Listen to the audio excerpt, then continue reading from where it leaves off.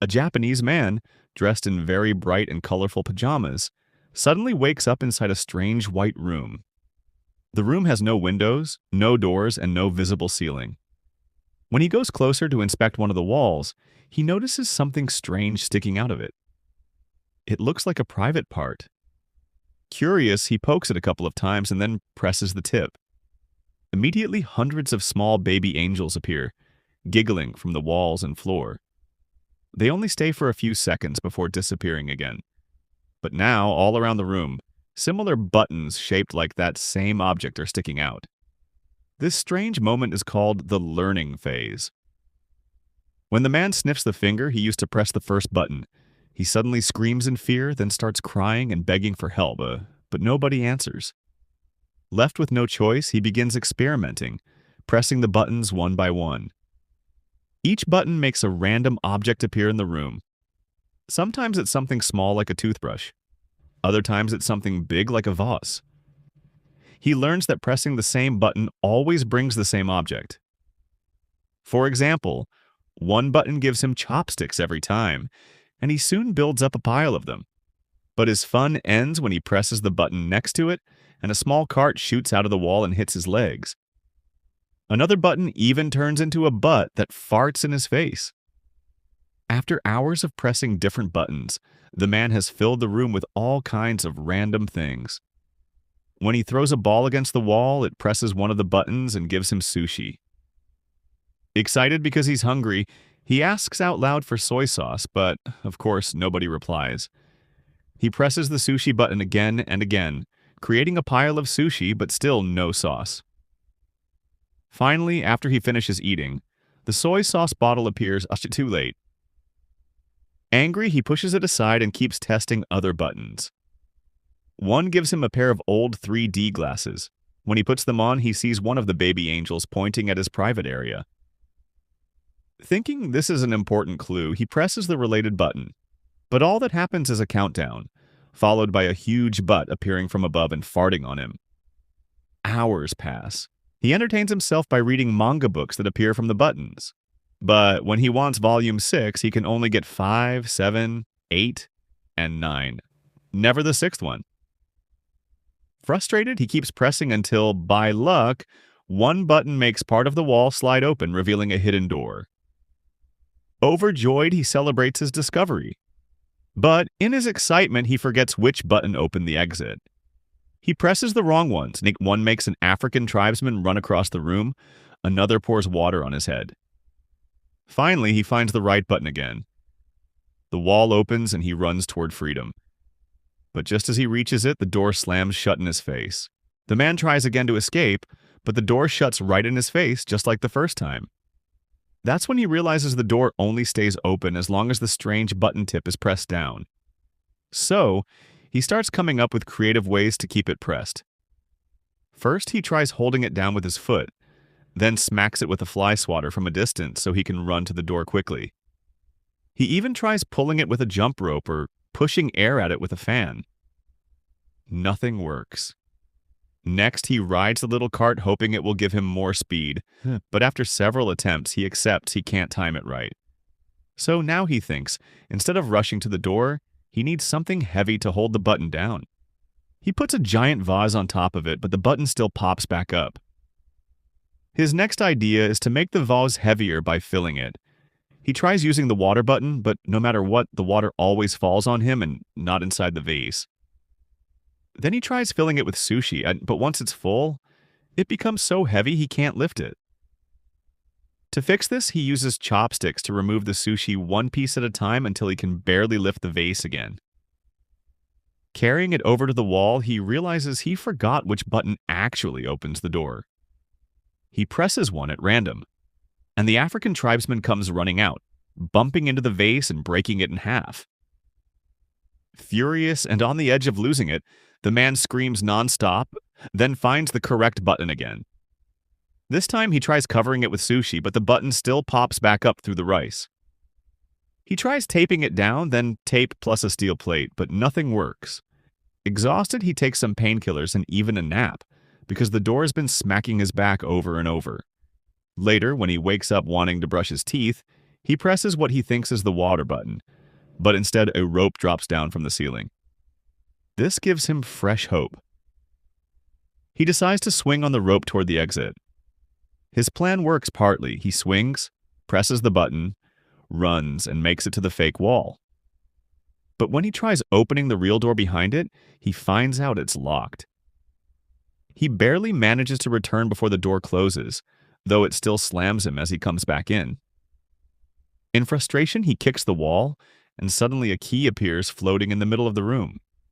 But just like the door, the key disappears once the button pops back out. Now he realizes he needs both. The door held open and the key staying in the room at the same time. The problem is, once again, he's lost the right button. He guesses based on where his foot hit earlier, but the first one makes a dog appear and bark at him. The second one also brings the dog. Finally, the third try works. It's the key button. To make sure he doesn't lose it again, he grabs a piece of sushi fish and places it on the correct button as a marker. But when he presses it, the dog shows up again.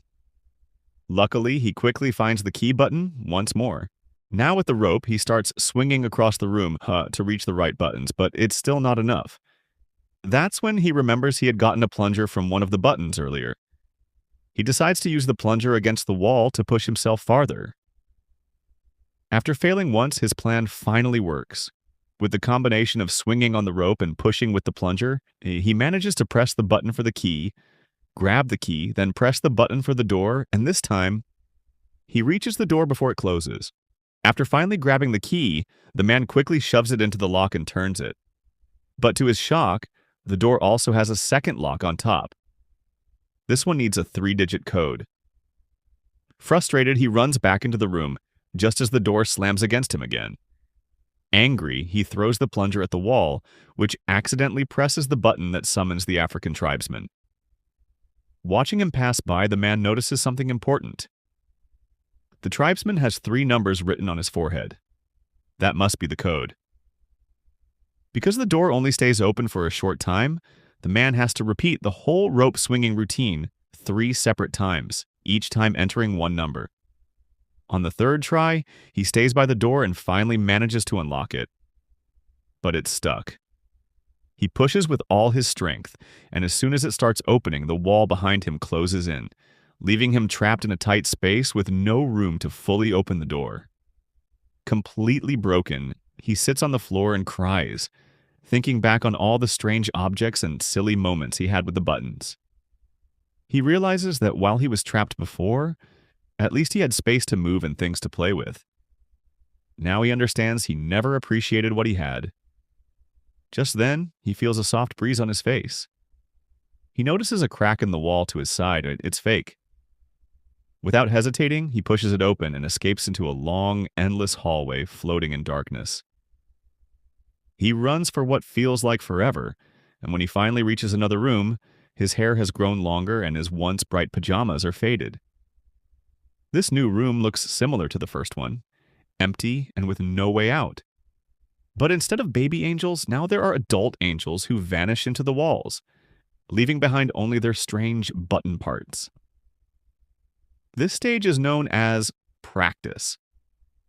Meanwhile, in Mexico, a boy named Antonio and his family are worried. His father, a professional wrestler known as Escargot Man, is unusually quiet and serious. Antonio's mother thinks it's because his next opponent is much younger, but the grandfather insists that experience matters more than age. Escargot Man's daughter, Sister Karen, drives him to the wrestling ring so he can prepare early. He changes into his wrestling gear and says a prayer. At school, Antonio is bullied by classmates for supporting his dad, who they mock as a weak loser. Later that evening, Sister Karen drives Antonio and their grandfather to the arena to watch the match, though she doesn't stay. They barely find seats before the show begins. The first team to enter the ring are the Northern Tough Ones, made up of Super Demon and Tequila Joe. Then Escargot Man and his partner Silver Eagle arrive under the team name Kiss Me A Lot. The fight begins with Silver Eagle, who starts strong but is quickly overwhelmed when the opponents team up against him 2-on-1. They taunt Escargot Man, urging him to fight, but he refuses. until Silver Eagle pulls a clever trick that makes the two enemies crash into each other. Silver Eagle escapes, but Escargot Man soon gets beaten badly too. Just as his opponent is about to smash him with a chair, something strange happens. In the mysterious room, the Pajama Man presses one of the angel buttons, and this makes Escargot Man magically stretch out his neck and knock out both enemies with a powerful headbutt. Confused that nothing else happens in the room, the Pajama Man keeps pressing the same button, and Escargot Man continues headbutting. Not just the enemies, but also Silver Eagle, the referee, Antonio, and even the bell itself. Still getting no reaction in his own room, the man begins testing other buttons.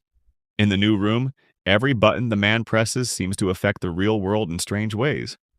One button makes a heavy metal singer in Los Angeles breathe fire on stage during a concert. Another causes a Russian magician to mess up his disappearing act, leaving his assistant stuck. A third makes a man in China start barking at his own dogs. The Pajama Man is close to giving up when he notices something different. Unlike the last rooms, this one has no ceiling. From above, he can see angels flying freely in the sky. This gives him a new idea. Instead of pressing the wall buttons, he will climb them. He starts grabbing and stepping on the button shapes as if they were climbing holds. Each time he pulls himself up or steps higher, something incredible happens on Earth. At first, it's small things like flowers blooming or an elephant dying. But the higher he climbs, the bigger the events, human inventions, historical moments, even rockets landing on the moon. By the time he reaches the top, his hair and beard have grown long. He no longer needs to hold the walls. He begins to float in the air, just like the angels. Using all the knowledge he gained in the earlier learning and practice phases, he now has control.